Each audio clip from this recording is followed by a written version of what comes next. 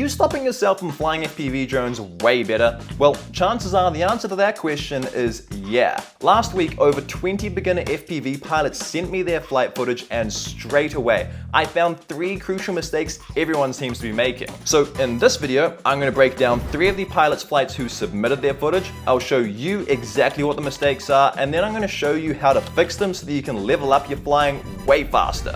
Okay. First up, we have Bad RX with their dirt bike chase footage. Immediately, I can see 2 huge mistakes, starting off with the first. So, as Bad RX is flying around the track, it's apparent to me that they're struggling to make a good judgment of just how much turning correction they need to make. A good example of this is right here as they're coming around this corner. They make the turn just a little bit too sharp, so they then have to correct it back to have a straight horizon.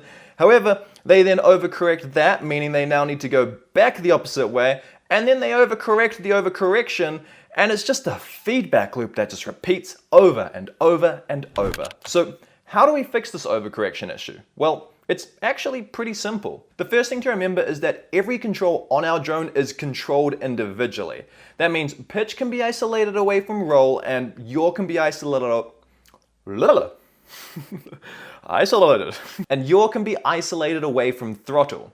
You get the idea, right? For this overcorrection exercise, we're going to isolate all of our controls and keep them all separate.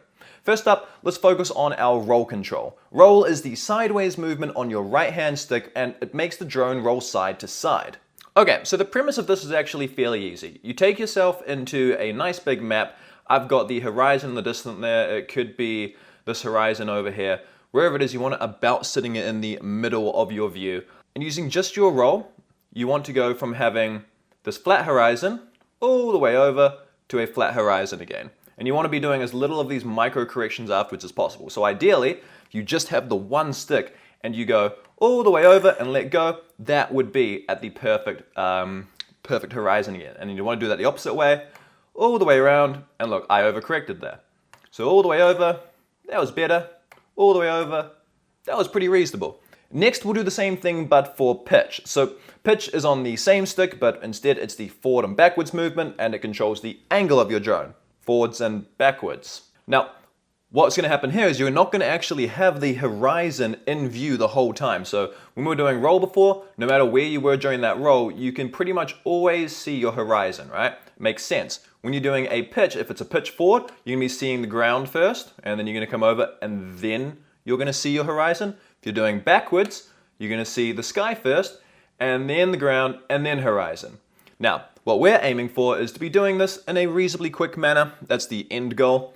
To take your horizon and do the exact same thing as before, flip it all the way forward, so boom, and then you'd release about there. I did a double correction there, and then same thing backwards, a little bit of overcorrection there as well. So look, you don't have to be perfect with it, this is just a good training exercise. So again, horizon there, full pitch forward, boom. Yep, I did a couple of micro corrections, and we'll go full pitch back. That was pretty reasonable. So the aim is to have that also completely, perfectly, horizontally, what am I saying? Just get the horizon back to where the horizon was at the start. The final test here is to combine all of these controls back in together again. Okay, so the final test to go into here is to actually throw yourself into a random place and then correct yourself out of it. So if we're over here, I'm just flying in the sky, right? My horizon's over there. If I go like this and just let go, now, if I can correct myself reasonably quickly and just try and flatten out that horizon, I did that extremely slowly. We'll go random position again, boom, okay, and then boom. Just try and correct yourself out as quick as possible to a flat horizon. This will save you from doing overcorrecting maneuvers. So when we're flying down here, we're not going all the way over here and going, oh my God, go this way. Oh my God, actually got to go this way. Oh, that way. No, instead, you're going to be able to straighten that horizon back out. Oh my God, I just got absolutely obliterated by a car. Anyways, you get the point. It's going to allow you to keep that horizon nice, flat, and steady, and in turn, it's going to be so much better for you. If you apply the same style that Bad RX was flying before and just fix the overcorrections, this flight would be so much cleaner, and they would also be in much better control of the drone. That's a win for the pilot as they can get closer to the dirt bike, but it's also a win for the rider as it's now a load safer for them at closer proximity as well, especially if this is an open prop drone. By the way, if you want me to break down your flying next, sign up with the link down below and you'll have your chance to submit your footage for my next roast. Now, I did mention that there was a second mistake for this flight too, but I think there's an even better example to use to show you this mistake in action. Let's take a look at Dylan's FPV flight.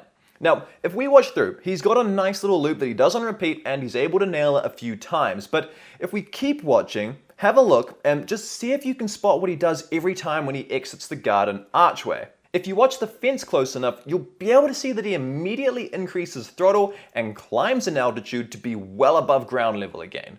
This is likely thanks to a lack of confidence in flying close to the ground and having the fear of crashing, but don't stress. I know this exact feeling for myself, as this is literally how I used to fly too. You might also be able to notice though that the speed Dylan has while flying at the higher altitude is perfectly okay, but the moment that he brings his drone in for the archway gap, he is going way too fast for his own confidence levels. So to be able to fix this, there are two really simple things to do. The first is all to do with your camera. By looking at the first frame in the video, I can see that the camera angle is seemingly pretty high. And for learning to fly in tighter gaps, this is going to be one of the things that actually is slowing you down instead of speeding you up. So first up, adjust that camera angle down to something more around the 15 degrees mark. This is seriously difficult to guess on your own accord, but just lower it down so you have less sky when sitting flat. What's going to happen here is you'll end up slowing down and you'll also gain a bit more precise control on the throttle side of things with that fundamental adjusted. Promise you, it's going to take a few flights for you to get used to, but once you've gotten onto the hang of things again, it's time to practice the other simple change. This change, along with any change really, is best done in the simulator to start with. It just means you're going to end up crashing less than real life, and you'll also save a ton of time having to go out to retrieve your drone each time you do crash. What we're looking at doing is spending more time flying closer to the ground. This is going to require way more precise throttle control, but I've got an exercise to help with that I'll show you in just a moment. Instead of spending all of our time high up in the sky, try tucking yourself under the tree canopy and close to the fence's height as well. I'm going to put this word of warning out here though. Please do, for the love of God, not fly close to the surface of the water. It might sound obvious, but drones are made for flying, not swimming. And personally, I have forced a few too many drones to swim in my time to be proud of. Anyways, aside from just trying to fly closer to the ground, this is an exercise that you can actually use to practice your throttle control. Find an object, tree, or even your garden arch and just try your best to maintain a super steady hover at the same height. Okay, so I'm going to use any one of these trees. Let's pick this one over here.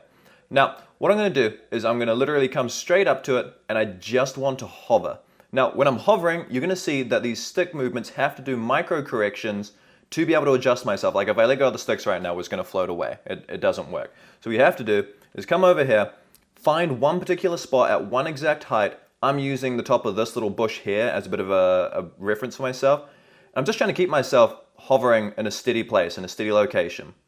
Just like that, you have to make micro corrections for everything. Now, you can do this for as long or as little as you like. If it feels super easy, then try orbiting the object, but keeping the exact same height the whole time. So, for example, here, I'm going to orbit, and I'll keep on orbiting, going around. And the steadier that I can hold this entire height, so my main focus isn't my distance or anything like that, although that's important. My main focus here is maintaining this hover point here. I don't want to be going up, I don't want to be going down, I just simply want to be holding myself at an exact hover point for as long as possible. It's going to end up teaching you where your drone hovers and at what height you need to hold it, and just give yourself a bit more finite control of how to hover, because otherwise you'll end up going up and down the tree and it's just no fun. You end up bouncing around, and that's not what we want. That's not how you can have precise hovering controls. By making these changes, Dylan will be able to fly with way more confidence and also have some more exciting flights by flying closer to the ground and other objects. That then brings us onto the third crucial mistake that I see so many beginner FPV drone pilots making. I'm using FPV Pilot last person views footage as the example here. By the way, I do love the name, it's actually pretty funny. Last person view, first person view, like what is that, LPV? It's kind of catchy, I like it. Anyways, this flying has got a bit of both previous mistakes involved here, that being too much speed and also some overcorrecting of movements. However, it also has our third mistake involved as well. If you take a step back and remember how we isolated our stick movements away from each other, this is a great example of not combining them together fully again. When watching through this footage, you can see that the horizon is more often than not at an angle. This is what happens when not enough yaw is being used at the same time as roll. Going through these trees and then under the bridge, there is very little yaw, but there is a boatload of roll being relied on. This can also be seen when lining up the drone for hitting different gaps. All of the corrections are being made with only the roll and pitch controls, almost completely neglecting the yaw control. I've got a really effective exercise to show you how to combine your controls back together, but first, there's also a little extra bonus tip that I want to give you here as well. A lot of these overcorrections look super abrupt to me, and there is certainly no reason why you shouldn't be able to teach yourself to fly smoothly with these abrupt controls. However, something that I was told to change early on was my rates. Rates are essentially how your drone receives the controls from your controller. By standard, most rates are set up in a linear way and are reasonably twitchy for beginners. I learned a lot of my smooth flying through slowing my rates down and making my curve way less straight. Look, I'm not going to go into the technicalities here. Heck, I don't even understand half the technicalities. But the higher these numbers are, the faster your drone will move in accordance with your controller inputs, and then vice versa. The lower these numbers are, the slower your drone's going to move in accordance with the same controller input. If you want a good place to start, here are the exact rates that I run on a lot of my FPV drones. They're not perfect, they won't be for everyone, but could be a really solid place for you to start. Okay, so back to the exercise that's going to help you combine your controls together. Provided you have more than a 0-degree camera angle, which you probably do, this is going to force you to use both your roll control and the yaw control at the same time. Okay, so the reason this won't work if you've got 0 on your degree tilt here, let me show you. If you've got 0 on your tilt, if I put the horizon in the very center of the screen and I just use my yaw, you're going to be able to rotate pretty much, well, it should be perfectly, obviously something's not quite up with my drone, but you'll be able to rotate your yaw perfectly and the horizon's just going to stay steady. The second, however, that you increase a tilt, say a tilt of up to 25 degrees, if I put my horizon here into the middle and try just yawing, nothing else, you can see immediately the whole world is just tilting in a completely random way until we come back to that same start point. So, what needs to happen here is you need to learn how to combine both using the yaw and your roll at the same time to maintain a steady horizon. So, an example of that here is to come around, and as I'm just going around, you can see I'm just giving it a little bit of roll here. So like if I let go of the roll, now we'll bring the roll back in, let go of the roll, bring the roll back in. So what we're trying to do is with that slight camera pitch, we're wanting to try and just completely keep that horizon as center as possible with both sticks. And then once you've mastered one way, go back the opposite way. Now, when that all becomes much too easy for you, there is another way to make it slightly more difficult that's going to benefit you a whole lot as well. What you're going to do is take your drone up reasonably high and then cut your throttle fully down, throw yourself upside down, and now try and do the exact same thing, but upside down. And obviously you're going to have to pull out just before you hit the ground, and that's great. What this is going to teach you is this inverted yaw spin, and it's actually an FPV trick that you can do in freestyle. So you go up, flip yourself upside down, and then look, if I was to just try and spin, right, you can see the horizon's all messed up, but if we do the same thing that we're doing before, where we do horizon in the center and rotate using our pitch, our roll, jeepers, I'm confusing myself here.